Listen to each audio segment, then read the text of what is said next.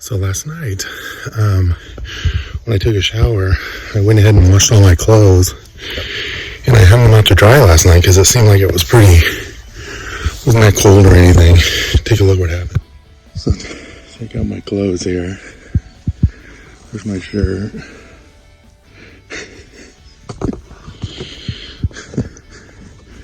There's my chonies.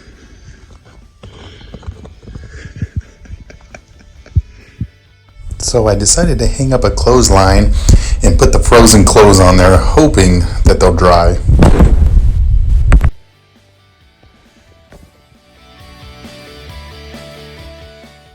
So I met Carl, who said he'd give me a Gatorade when we got to Boulder Creek campground. Can't wait to see him. Cleaned everything up, looks good. And I got my pack all situated. This time I put my tent and stakes and everything on the outside. That way, when it starts raining, I can quickly get it up. And then I tethered some of it to that back strap in case it falls out. That should be good. A little different arrangement, but we'll see how that works. The guys are getting ready to go, Hector and Ralph, so I'll probably go out with them.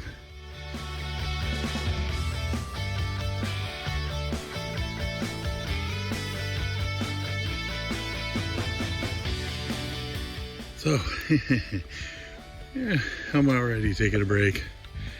Yeah, so I'll catch up to Hector and Ralph in a little bit. I just need more breaks. Yeah, so I'm just sitting here, get some water into this nice tree. Great spot though, great spot. Just catch my breath a little bit. It's actually pretty flat, so yeah, just kind of trudge through if we get any more hills. But yeah, anyway, just keep moving. Look at this, guys. Starting to go downhill now, which is kind of nice. I think after eating that big breakfast and that dinner last night, I'm just kind of feeling it. So just gonna kind of take it easy for a little bit and go nice and slow. See if I can try to get 10 miles in today. I don't know though. We'll see if I can get 10 miles in. Anyway, the view is beautiful. And it's crazy when you're hiking because a lot of times you're just looking down at your feet, you know, trying to not trip over anything or just get in the habit, and you forget to look up and see how beautiful everything is. You know what I mean? It's just beautiful. You just get worked up in walking. You're just not seeing the beauty. So that's what I'm going to try and do. So I've decided to take a break, get a Cliff Bar or something for lunch, and drink some water up because it looks like we're going to start going back uphill. And so just take a little bit of a break. Breaks are not bad. Well, it depends on who you are. I'm just walking along here. I just wanted you guys to see this. This is pretty cool. Look at that. Isn't that cool? Beautiful. I would love to just camp here. I actually might take a break here. I'll find a better rock than this. Look at that. Just started my downhill portion, so this is really nice. Okay, those of you who were planning on doing the PCT, the malt shop is the devil. The double cheeseburger and the omelet are weighing on me today, that's for sure. But it was worth it. Trying to figure out my pack a little bit because my shoulders hurt, and then, you know, so I found if I loosen the shoulder straps, let it hang back a little bit for a while, then start hurting a different way, and then pull them tight, and then my shoulders start hurting a different way. So keep switching that off. and it seems to make one thing or the other not hurt like a whole lot. So I don't know, maybe that's a key. I don't know, just keep adjusting your pack throughout the day. I don't know, it's kind of working for me. I do have a, I don't know what you would call it. Yeah, this morning I felt something on my foot. I don't know if I'm getting a sore or, but I put a moleskin on it, and it doesn't hurt. It just feels weird. So it might be turning into a callus, which I hope is what it's doing, and not going to turn into a horrible mess that I'm gonna have to deal with later. So I don't know, the moleskin hopefully will do the trick. Otherwise my feet are decent shape. So let's hope I can hold out just a little longer, maybe 1,000 miles or. So going downhill from Lake Moreno, trying to get to the first water source. Boy guys, I'm sweating. Fat camp sure is tough.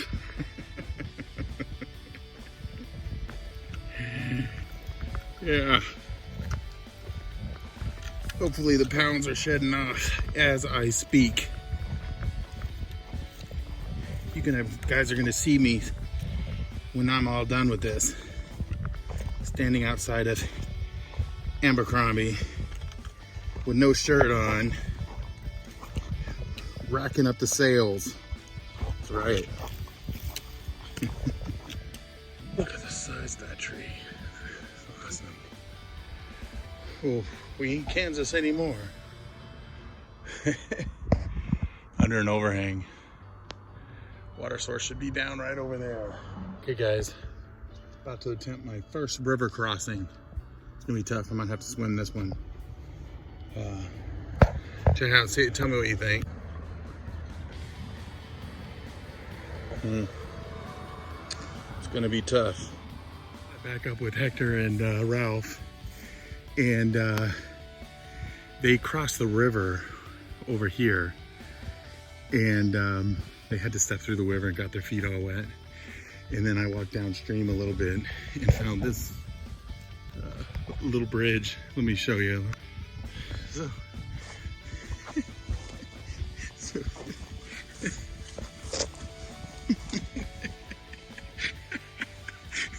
Those poor guys got all wet. This is where they crossed. Anyway, so yeah, that's really funny. You don't see it when you're walking up. So I have dry feet. So anyway, I caught up with Hector and Ralph. We're heading 2 miles to the Boulder Creek campground, right? And there, I'm supposed to be getting a nice cold Gatorade from Carl. So I'm gonna make it there. Wow, that's beautiful. That tree. It's gotta be 100 years old.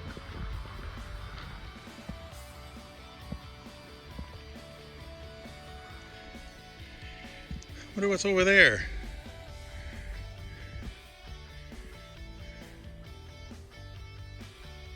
You know, whenever you put a sign like that, that's just asking somebody to come over there and see what's over there. No, must there be a secret gold mine back there that's fully loaded with gold, and they're using that sign to keep people out. Anyway.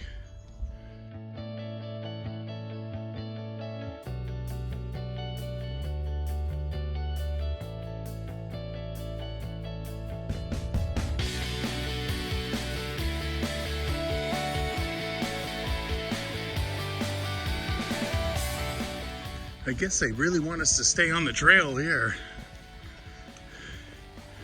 There's all kinds of environmental warnings. So who knows what's going on. Pretty cool though.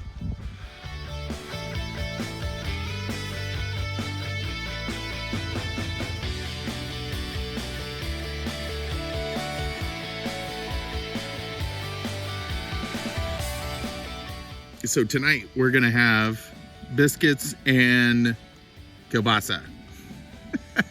We'll see how it comes out, but I yanked my stove out and broke the oven thing. It ripped, so I gotta be more careful next time. And Hector was nice enough to give me a safety pin, so that should work. So let's try this out, see if it works. Set up. Let's not light that yet. Let's go ahead and get the biscuit mix. So this is actually Red Lobster's biscuits. I just put them in a Ziploc bag. And then here's the kielbasa. So we're gonna cook the biscuits almost done, and then we'll try something different here. So let's get it going. I'm gonna put some in there and mix it all out. So this was actually Hector's idea. To put a little bit of water in the bottom of the pan. We're gonna see what happens. I don't know if it's gonna make the biscuits get wet, soaked, but we'll try it and see what happens. But it definitely heats up a lot better with water in it. So let's try it. I just put the biscuit mix in there, and I'm just gonna put a little water, mix it all up.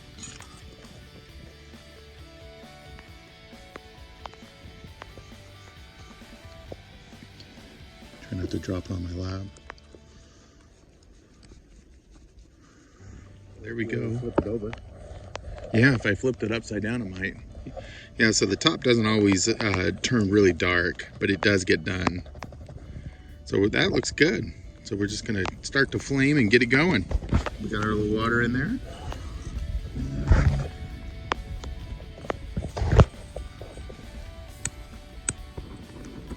I'm gonna get a little bit more heat because it is cold. Okay, and then we'll drop it in there. By the way, it is raining. It is raining.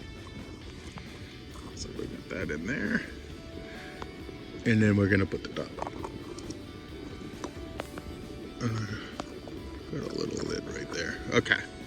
So we'll let that soak for a while. We'll see if it's done.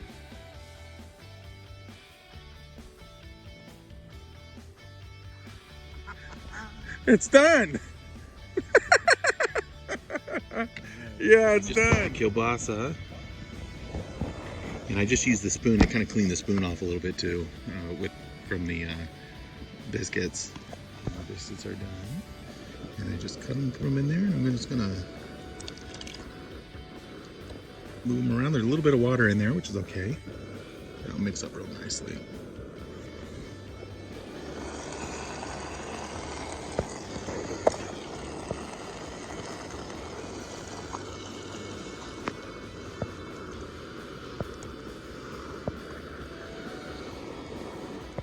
Okay, now we got everything done. I'm gonna dump the biscuit. Oh, look at that. The biscuit came out perfect. There's a biscuit. And then there's this.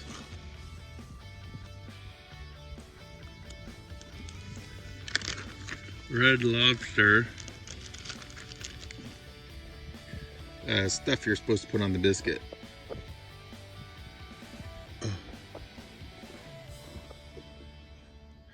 That's Red Lobster.